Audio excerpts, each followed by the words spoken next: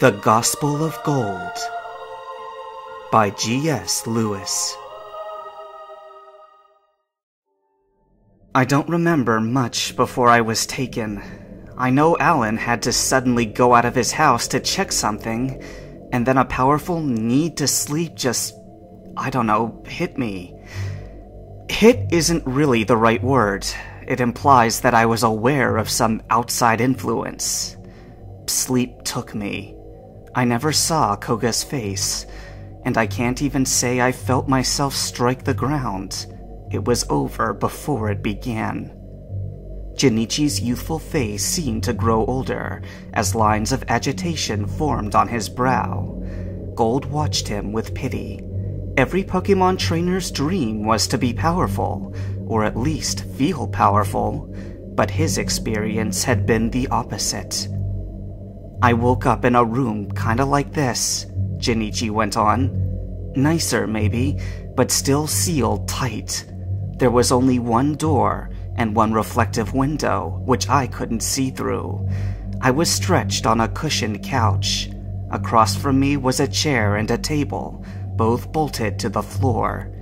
The table contained a bucket full of bottled water and granola bars. Jinichi's face contorted painfully. I thought to myself, are those for me? Why are there so many? Where am I, and who brought me here?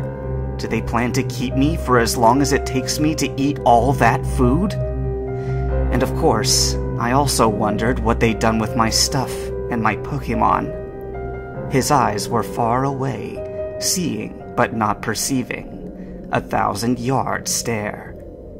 I was only in there for 2 nights and a day, he said, and they kept me healthy. But it was torture all the same. I felt eyes on me, and soon I heard light, rhythmic breathing. Behind my couch, propped against a corner where the walls met, lay an Abra. It was sleeping, which, as I remember from studying, is its natural state. I knew better, though. Even asleep, those things are perfectly aware of their surroundings. I figured it had been posted there to guard me, but I knew no reason to be afraid of it. Abra can't attack unless they are taught how. They can only teleport. Like I said, I had nothing on me, including my Pokemon. I explored the room for a bit, tried the door, and found it to be unlocked. However, it only led to a toilet in a cramped space the size of a small closet. Nothing actually led out to a larger building. I felt my panic slowly grow, and I wondered if I could smash the window. The rational part of my mind doubted it, if the designer of this room already had the foresight to bolt down the furniture. So, eventually, I went back to the sleeping Abra, approaching with care. "Hey," I whispered, not wanting to startle it away. "I'm trapped, and I don't know where I am. Do you think you could get me out of here?" Jinichi looked up, focusing on Gold and holding his eye. "And I swear, I'm not making this next part up. I swear it by the Song of the Phoenix herself." "There's no need for that. I believe you," Gold assured him. "What happened?" The Abra started talking. Jinichi motioned at his face. And not in that weird, echoey telepathy of human psychics. Out of its mouth, in low, croaking vocals. "I can free you," it said, eyes still closed, breathing in sleep pattern. "But why would you want to go back now?" I was so surprised to hear a voice from a Pokemon that I couldn't answer right away. When I did, I asked stupid questions, reflexive questions, stuff like, "You can talk?" and "Where's Marina?" I soon learned that the Abra had no interest answering, and would only respond to certain things I said. In fact, it was so focused on one particular train of thought that I could actually feel its psychic concentration seeping into me, if you understand. Gold tilted his head, not quite sure he did understand. Junichi looked from him to his father helplessly, then tried again. I can't quite explain it, but maybe this will help. I remembered the last thing it said, sharply and vividly, until it would say something else. I can free you, but why would you want to go back now? I heard it, looped again and again, like the refrain of a song you can't get out of your head. After I tired of getting no answer to other questions, and searching the room, and yelling for help, I gave my answer. I'd been subconsciously thinking it over anyway. My friends and family are out there, I said, wondering if such things weren't obvious to the Abra species. Why wouldn't I want them to see that I'm okay? At this, the Abra spoke again, tonelessly, like it was sleep-talking. You are far from okay. You will not have your chance to be league champion if you go back now. Only a prisoner. But I'm a prisoner now, I protested. You are in limbo now, it responded. But you will be a true prisoner when you go back, and you know why. Did you really think your business with Team Rocket was concluded when you returned that uniform and goldenrod? Junichi narrowed his eyes. At this, I was reminded of that secret medicine Proton had given me.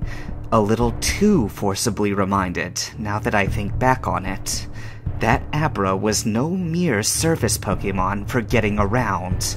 It was mentally poking and prodding me all along. If I may interject, said Gold's father, it sounds to me like you weren't really talking to a Pokemon at all. More like someone was using a Pokemon so he wouldn't have to show his face. I know that now, said Junichi, pulling his knees to his chest and wrapping his arms around them.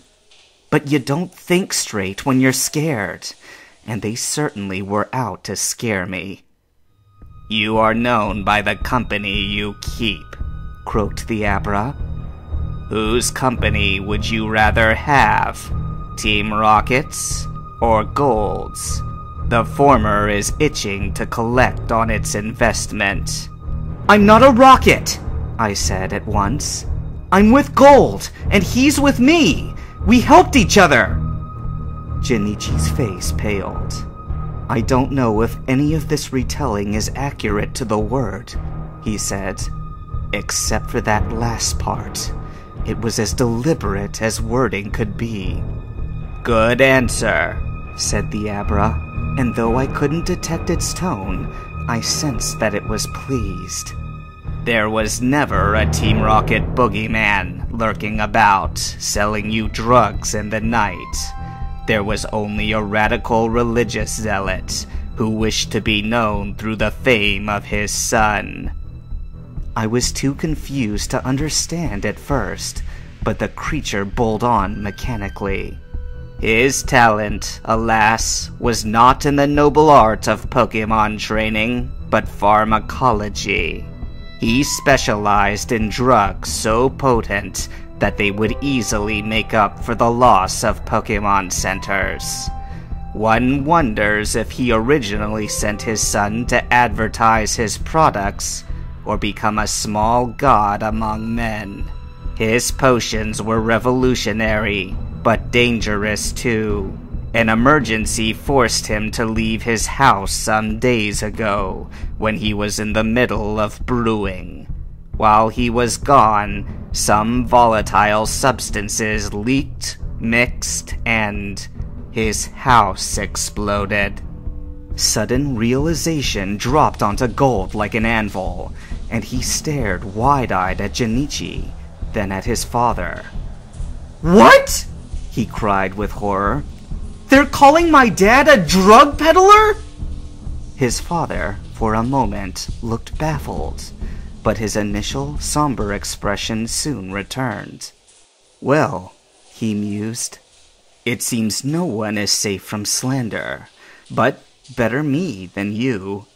Dad, they already invaded our house once! Gold cried, feeling his heart race with anxiety.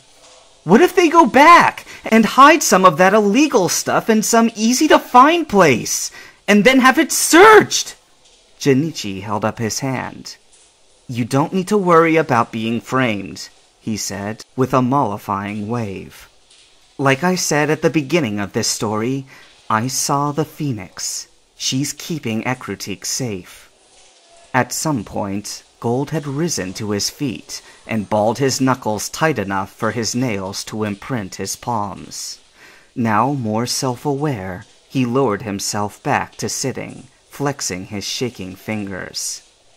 If it makes you feel better, said Junichi apologetically, I had about the same reaction. Whoever was on the other end of this Abra, he was certainly no friend of ours. I wanted him to stop talking, so I wouldn't have to listen anymore. But I couldn't get away, and I couldn't stop hearing the last thing he spoke in my head, no matter how much I tried.